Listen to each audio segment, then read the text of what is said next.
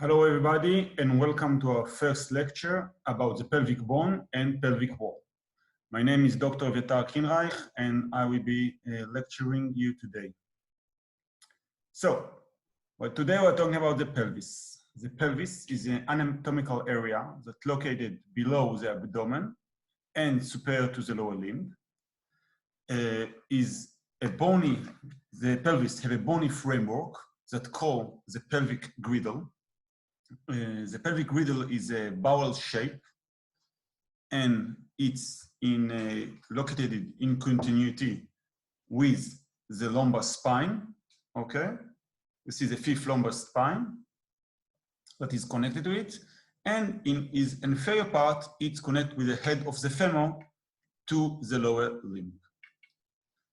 We can divide the pelvis in two main parts.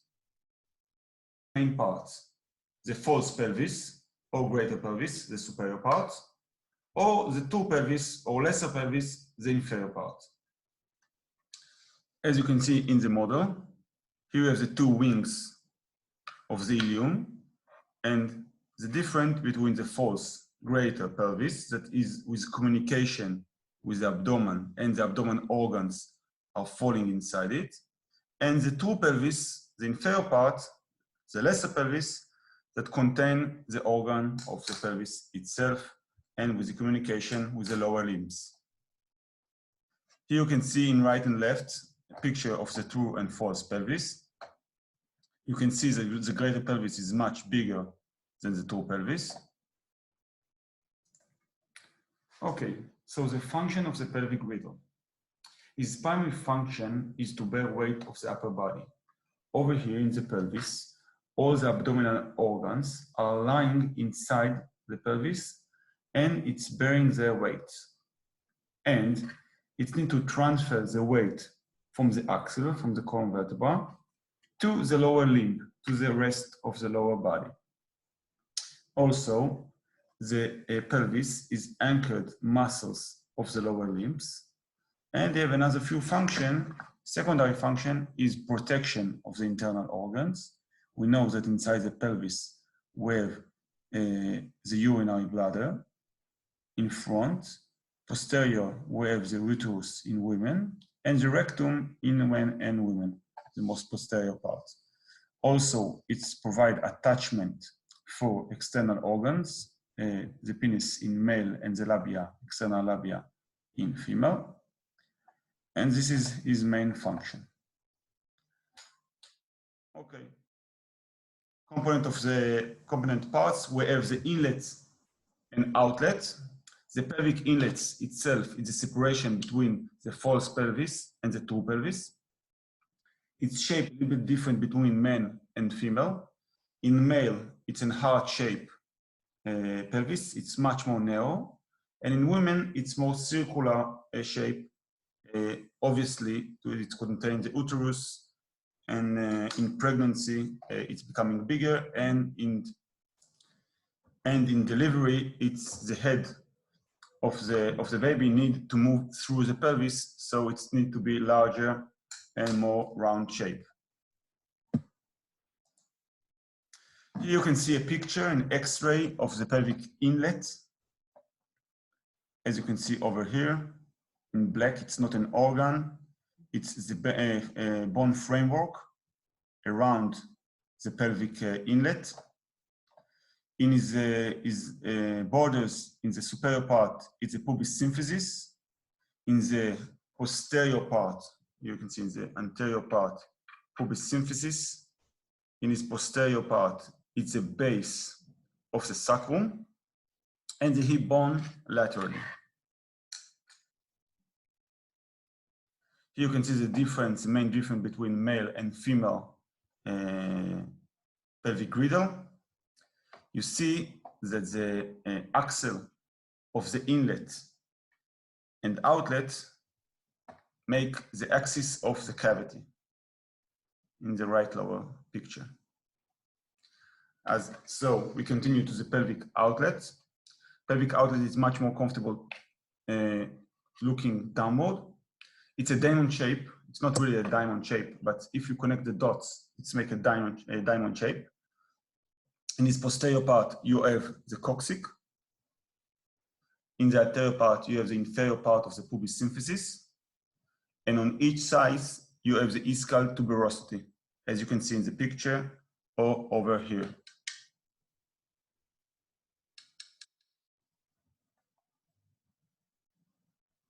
So, what are the pelvic bones? There are three main parts of the pelvic bones. You have the hip bones, right and left. You have the sacrum and the coccyx. Okay, so the pelvic bone or hip bones are mainly contained of three parts. In the superior part, and the biggest one is the ilium. In the inferior part, you have the pubis, and the posterior inferior part, you have the ischium. When you're a child, these bones are not connected. You have a connection of a cartilage, and in the age more around 16, 18, these bones connected and make this whole firm bone called the pelvic bone. You can see in the picture over here the part and the connection line in blue. So let's talk about each part a little bit. So the ilium, the biggest part, we can divide it in two main parts. The inferior part, that is with communication with the pubis and ischium, and the superior part, that is a fan shape like a wing, called the ilium wing. Okay, you can see over here, it looks like a wing. Its main function is support to the abdominal cavity. Okay, the abdominal organ, the intestine all fall in this part. It's what makes the most of the false pelvis. You have the pubis that also can be connected into three parts, a body and two rami. The superior rami that is with communication with the ilium, and the inferior rami that is communication with the ischium. The ischium is the posterior inferior part of the pelvis. It's a large body. Over here you see its body that projects and join to the ilium superiorly, and have ramus that go to the pubis and project anteriorly.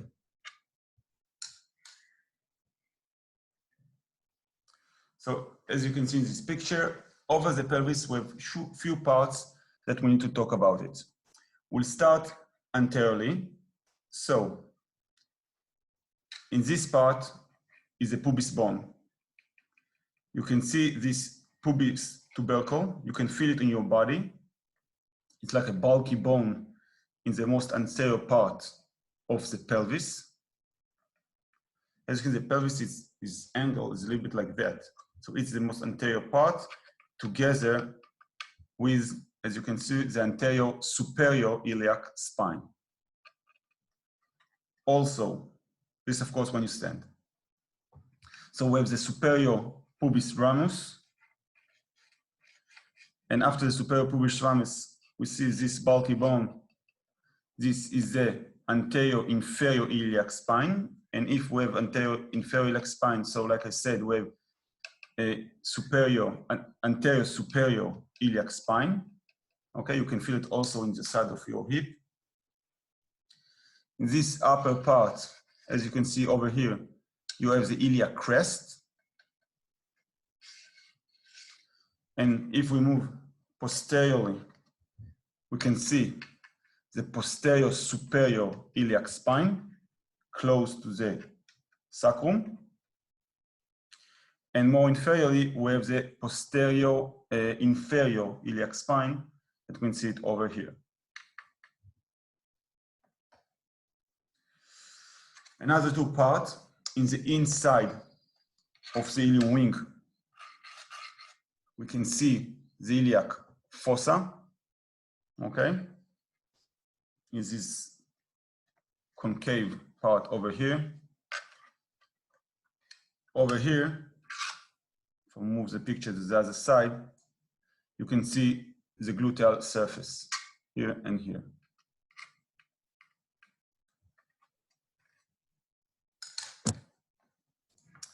So, after we talked about the hip bones, a little bit clinical meaning. clinical orientation. So why do we need to know all this part of the body?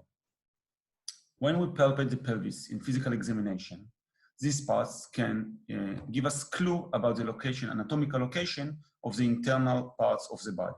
So, for example, in the left upper picture, you can see over here the McBurney point. McBurney point, it's a point that is sensitive for palpation in acute appendicitis.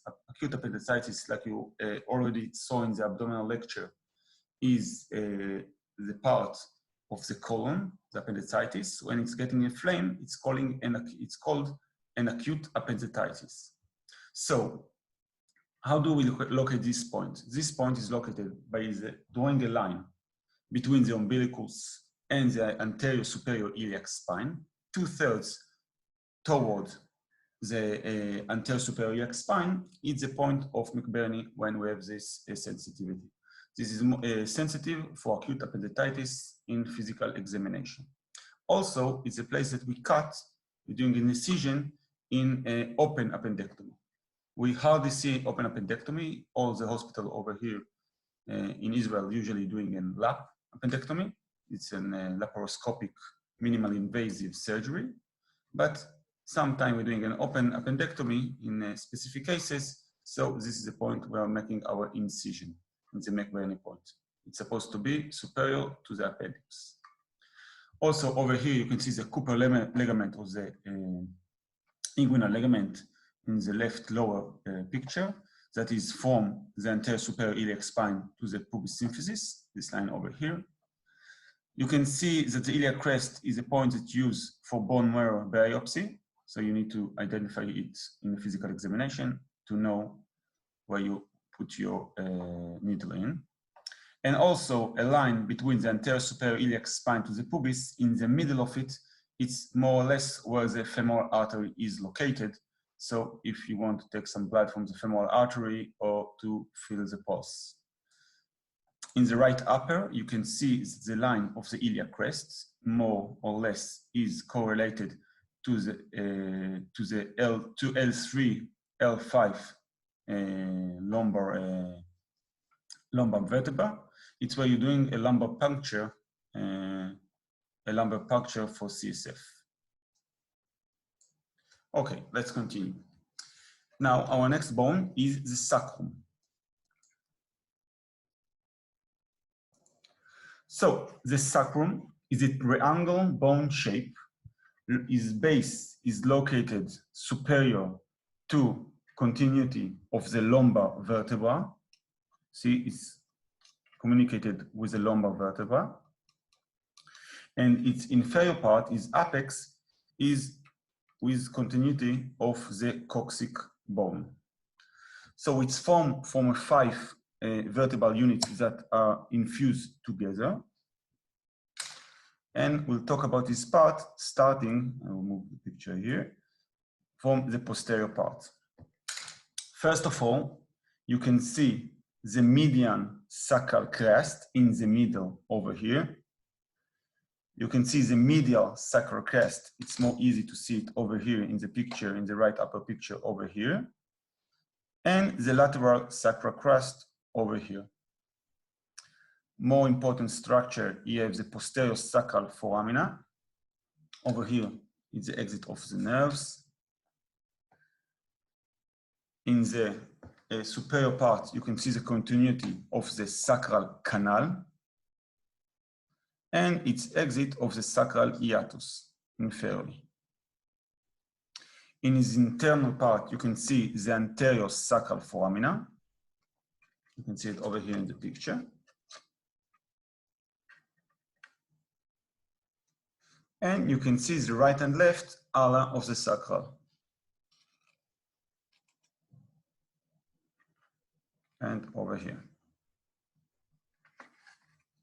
In its superior part, you can see the superior article process that is with connection to the lumbar vertebra, the 5th lumbar vertebra. The coccyx. The coccyx is usually an infusion of 4 small vertebrae. it's the end of the vertebral column. Like the sacrum, it's in triangle shape, looking downward. And it's with connection to the sacrum bone.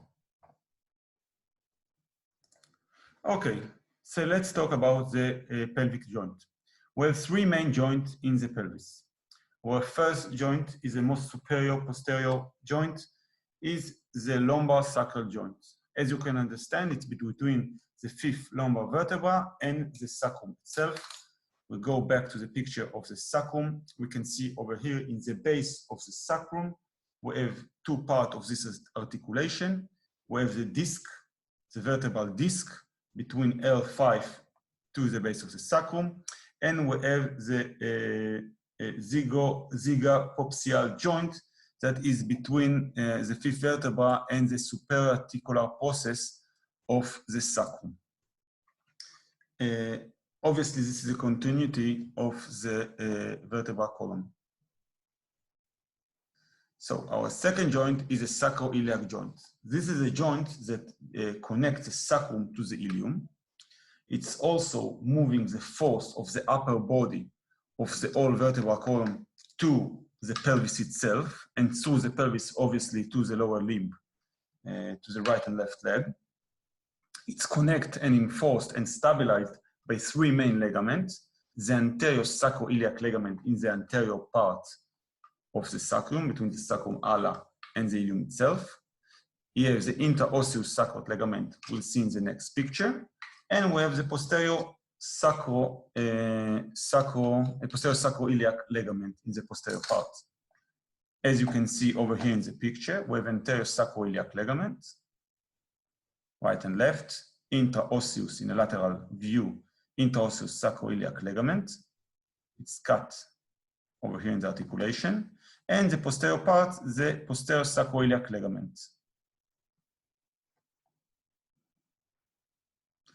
The sacroiliac ligament, the posterior sacroiliac ligament, and the interosseous sacroiliac ligament are overlapping in the middle part.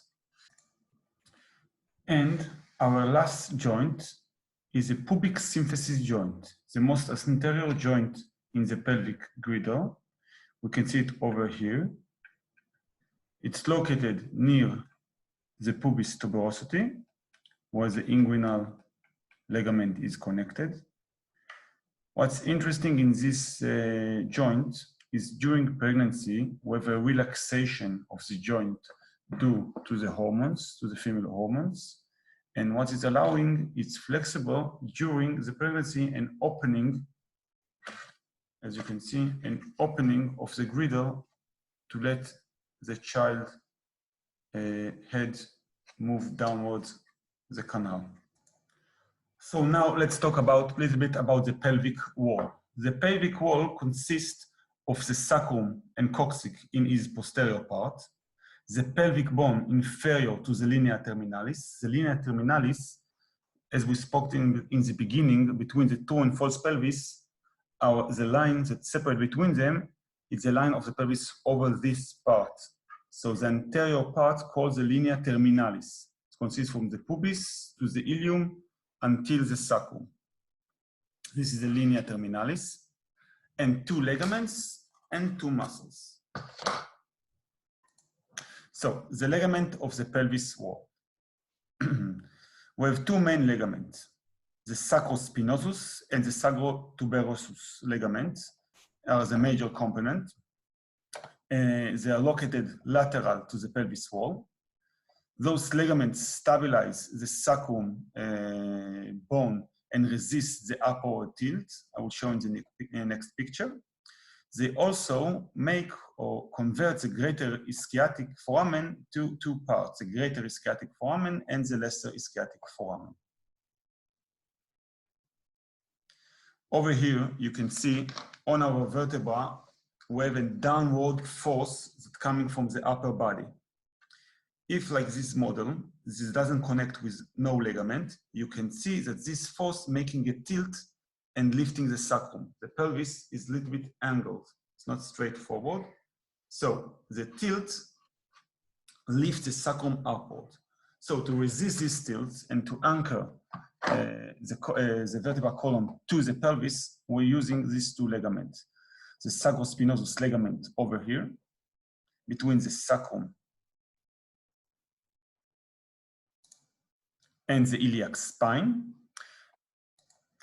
And we have the sacrotuberous ligament between the ischial tuberosity and the sacrum itself.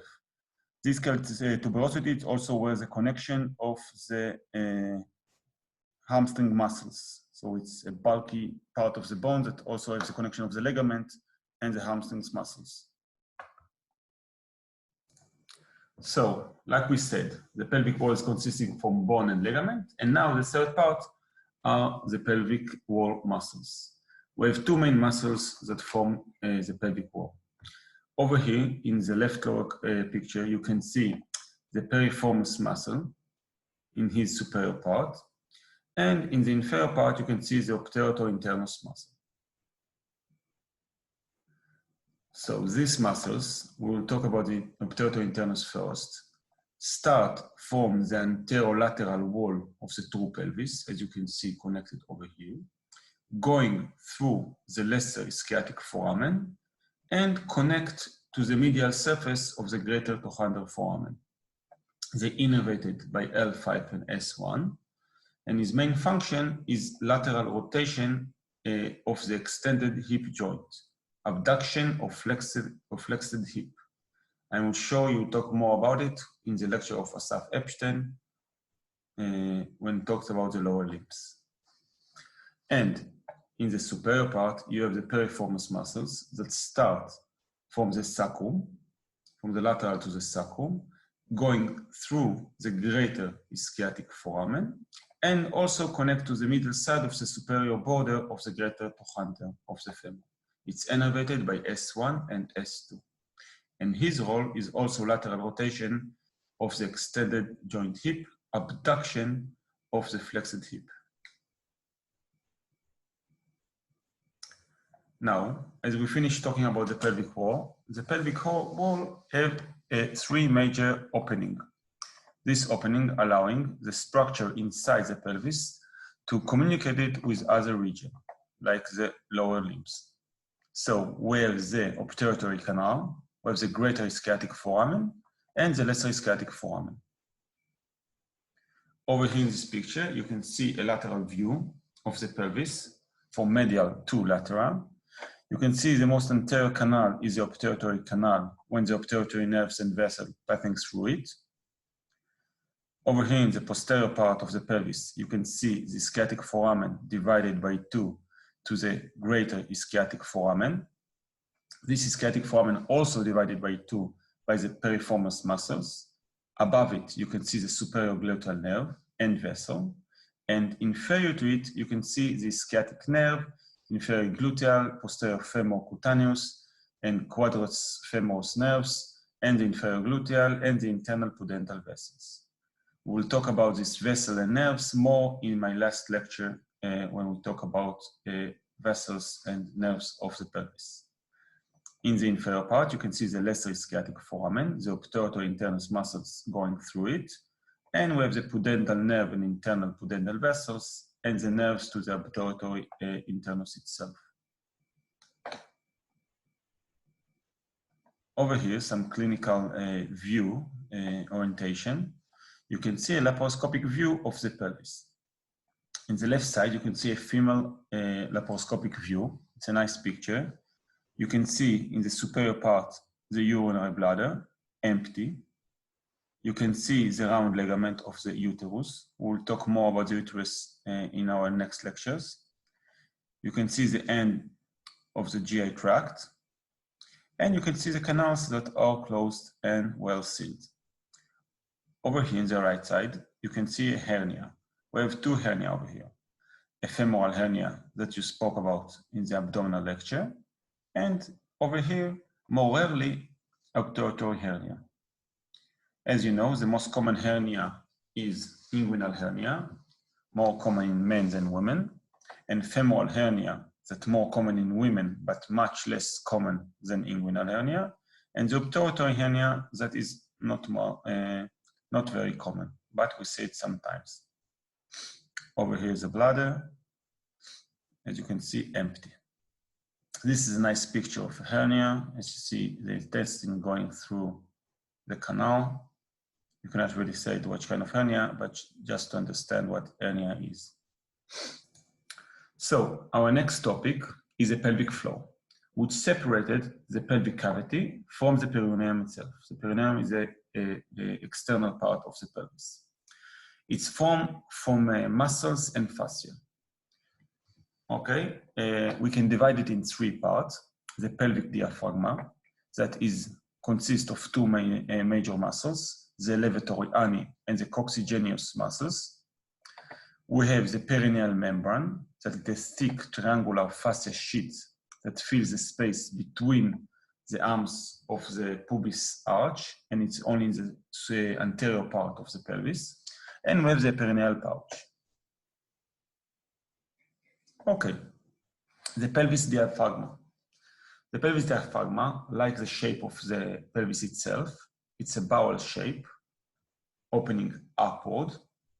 The pelvis diaphragma is a circular line attached to the cylindrical pelvis wall and passes on each side between the greater ischiatic foramen and the lesser ischiatic foramen.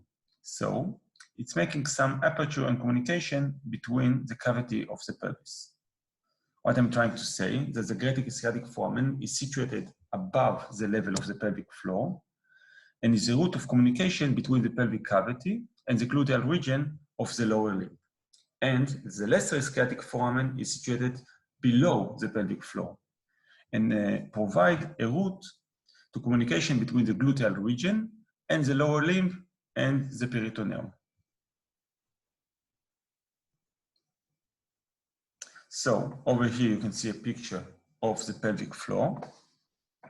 You can see in the lateral picture, you can see inferior to superior, we have the perineal membrane, we have the deep perineal pouch superior to it. And over here, you can see the muscles that lying on it, the elevatory ani and the coccygeneus muscles over here.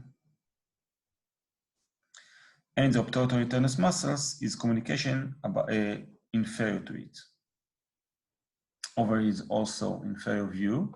You can see the opening, the defect of the pelvic floor. We'll talk about it in a bit. You can see the elevatory ani over here forming the posterior part and also the anterior part. And we will talk about the diaphragma, the rest of the anterior part in the next slide. So the elevatory ani. The elevatory ani is formed from two main muscles. The first one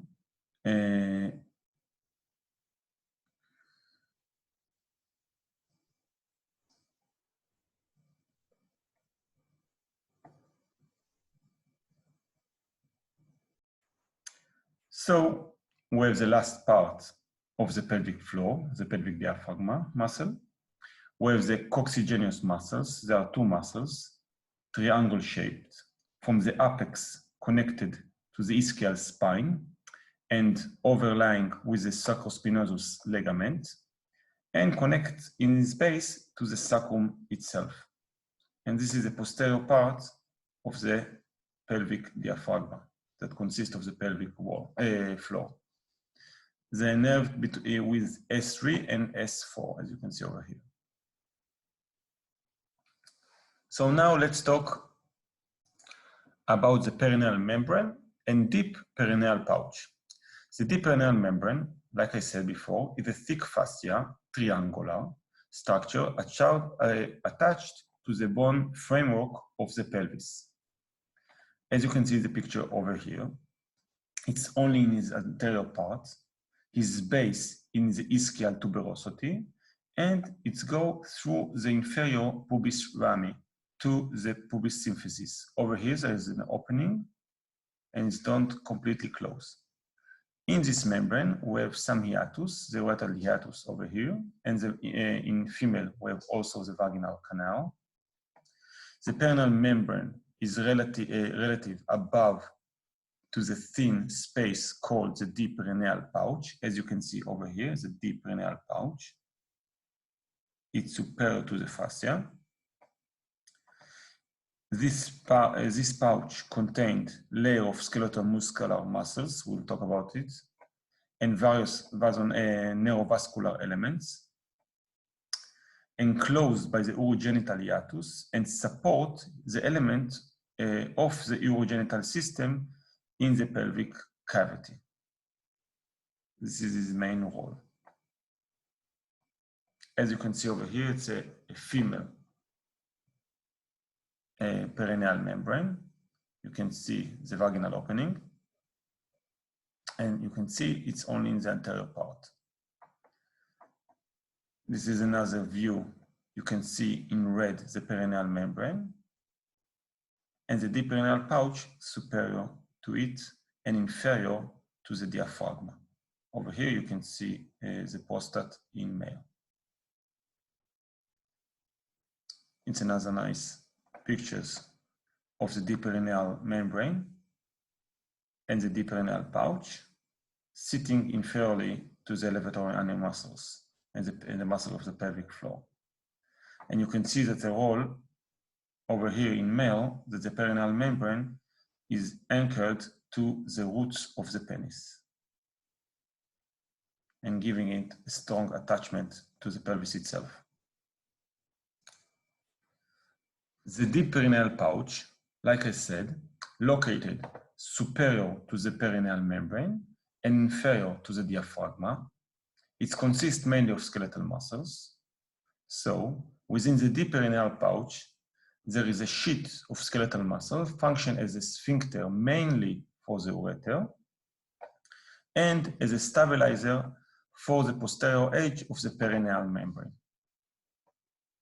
So let's talk about the skeletal muscles. The first one is external ureteral sphincter, as you can see in female over here and in male over here. It's originated from the inferior ramus of the pubis on each side. As you can see the picture over here, you can see the relation between the deep perineal pouch and the ramus pubis. This is the ramus pubis. Okay, an insertion is surrounding the membranous parts of the ureter. His role, obviously, is compression of the ureter. It's innervated by S2 and S4. And during micturition, it's relaxed. The second muscle is the deep transverse perineal, as you can see over here, the muscle over here in male and over here in female. It originates from the middle aspect of the ischial ramus. It's inserted to the perineal body. It's innervated by S2 to S4, and its main function is stabilization and position of the perineal body. Compressor urethra, only in women, as you can see over here, this muscle, that's going like that. Origin from the ischio-pubis ramus on each side. In insertion, blend within the pattern on other side of the urethra, like that. Innervated by S2 to S4. And function as accessory sphincter to the urethra itself, only in women.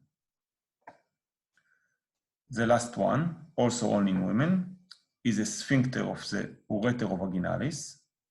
It originates from the perineal body. It passes forward lateral to the vagina and blend with the pattern on other side of the urethra. You can see the muscle over here, inferiorly. It's innervated also by S2 and S4, and its function accessory sphincters to the urethra but may also facilitate it closer of the vagina itself. You can see it's circling the urethra and the vagina.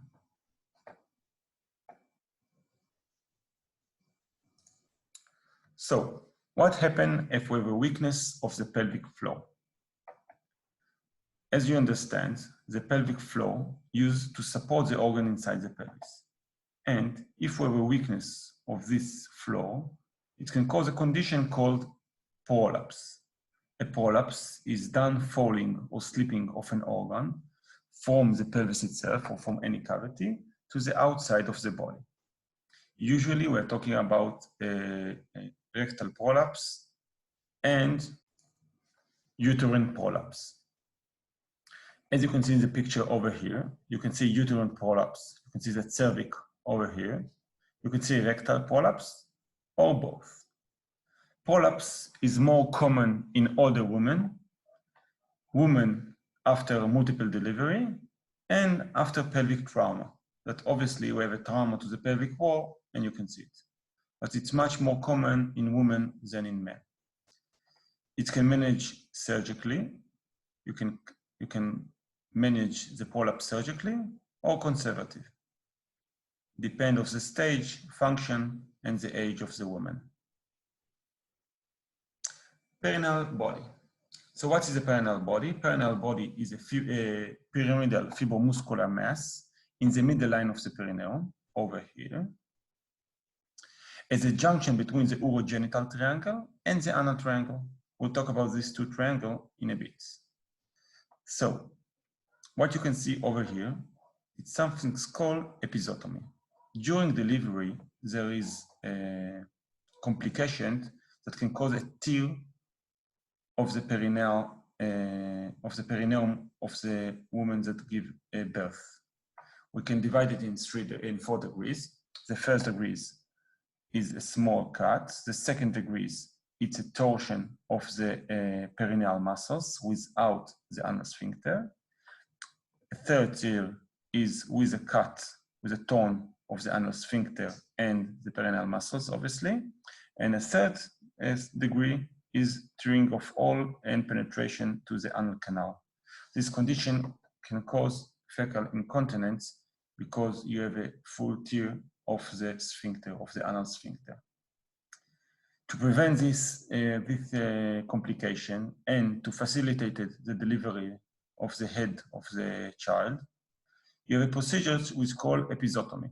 It's a cut of the perineum, and it's facilitated the fetus, the path of the fetus head through the vagina. The perineum, we'll talk more about it in our last lecture, is a space line inferior to the pelvis floor between the lower limbs. As you can see, it can be divided in 2 triangles.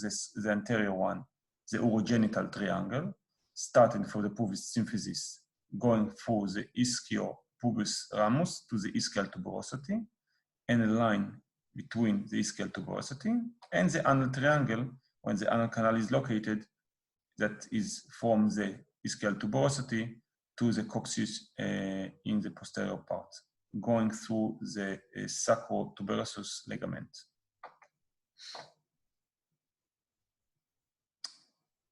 Over here, you can also see a picture of the pelvic floor with the urogenital anchoring on it. It's a nice picture.